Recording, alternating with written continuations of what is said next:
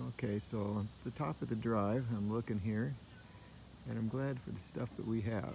Here with this pin oak that I always liked is still here. And there's a couple of branches that are dead or not too good a shape. Here, it leans out over the road because there were trees on the other side of it. On the other side of the drive, we got this old gnarly white oak that all grows to one side towards the road, and it's still there. So you got to be glad for what you got. It looks so weird because that whole tree leans towards the road. There's nothing on this side. Great big hole in the canopy because this tree went down. And it was huge, and it came across the drive. And Evan Freed and some people have cleared it out. And you can see it's up against that tree, which of course is broken. And it's sitting up there, and look at it, it's all screwed up there, so that one's gone. There's a little oak in here somewhere, and I think I can save it, at least enough that it'll come back. This tree fell down. It was across the drive. They said you couldn't see anything in there. Here's where it gets pretty interesting. This is the other side of the garage where that driveway, that stub is. I don't know where this piece came from. Up there somewhere. There was this pretty good sized tree right there. It's just a telephone pole now.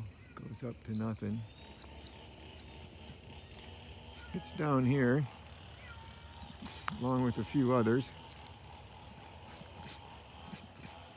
This is pretty much a complete mess. This part of the house is never going to be the same. Of course, look at this dead one with poison ivy growing in it. Didn't fall down. What do you expect, I guess? On this side, things are pretty decent, pretty much normal.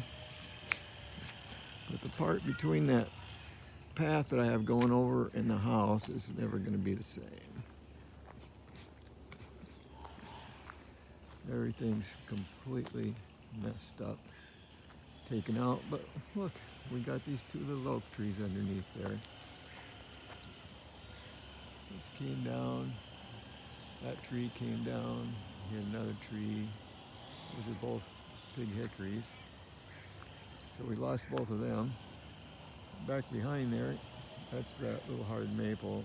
It's pretty much gone. There's a couple live things, probably not enough to save.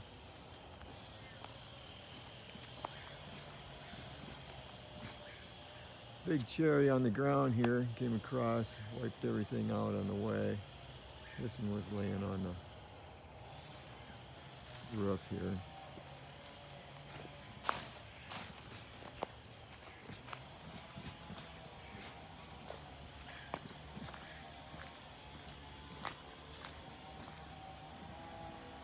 Some serious damage, so it's not going to kill anything too much. This is a mess on this side. This is those other trees from another point of view. There's a hickory, actually two hickories, a cherry, and a good maple in there. Walking around the house here looking at these trees. Oh, those are drying up. They must be completely separated.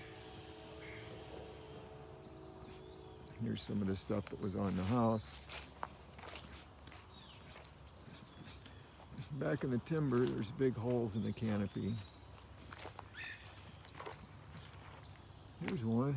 I was thinking of taking that one out because it sort of leaned over the house, but the wind came, took it the other direction, so it's laying on the edge. And you know what? That's probably going to be there for a while because there's enough other stuff to do. Not really too much time to fiddle with that. Looks like fall here. There's so many leaves on the ground.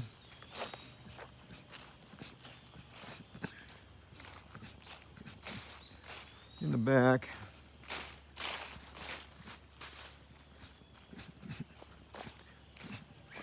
let's try to figure out where this one came from. that came from up there.